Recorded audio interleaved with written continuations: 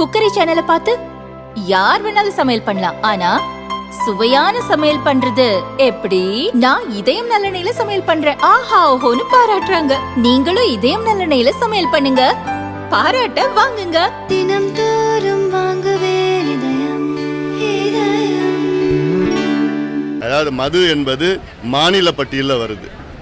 மது என்பது ஸ்டேட் சப்ஜெக்டில் இருக்குது. அதாவது ஒரு மாநிலம் தான் முடிவெடுக்கணும், மதுவை விற்கலாமா வேண்டாமா, அது கடையை மூடலாமா வேண்டாமா, எவ்வளோ கடையை மூடலாம் எப்படின்னு. இப்போ குஜராத் எடுத்துக்கங்க.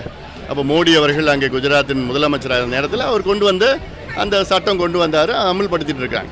நிதிஷ்குமார் இதில் பீகாரில் கொண்டு வந்திருக்கிறாரு, நடைமுறைப்படுத்திட்டு இருக்காங்க. வடகிழக்கு மாநிலத்தில் நாகாலாந்தில் மது விலக்கு இருக்குது. அங்கே ஒவ்வொரு மாநிலமும் அது முடிவெடுக்க தகுதி அதிகாரம் எல்லாம் இருக்குது அதில். அதனால் ஏதாவது ஒரு அரசாங்கம் மதுவில் தான் நாங்கள் அரசாங்கத்தை எங்களால் நடத்த முடியும் என்று சொல்வதெல்லாம் அப்படி பார்த்தீங்கன்னா நிர்வாக திறமை இல்லாத ஒரு அரசாங்கமாக தான் இருக்கும். கையால் ஆகாத அரசாங்கம் தான் சொல்லுவாங்க. மது விற்பனை இல்லாமல் எங்களால் நிர்வாகம் நடத்த முடியாது, அந்த நிதி வந்தால் தான் எங்களால் நிர்வாகம் செய்ய முடியும்னு சொல்கிறதுனா கையால் ஆகாத அரசாங்கம் தான் அப்படி சொல்லும்.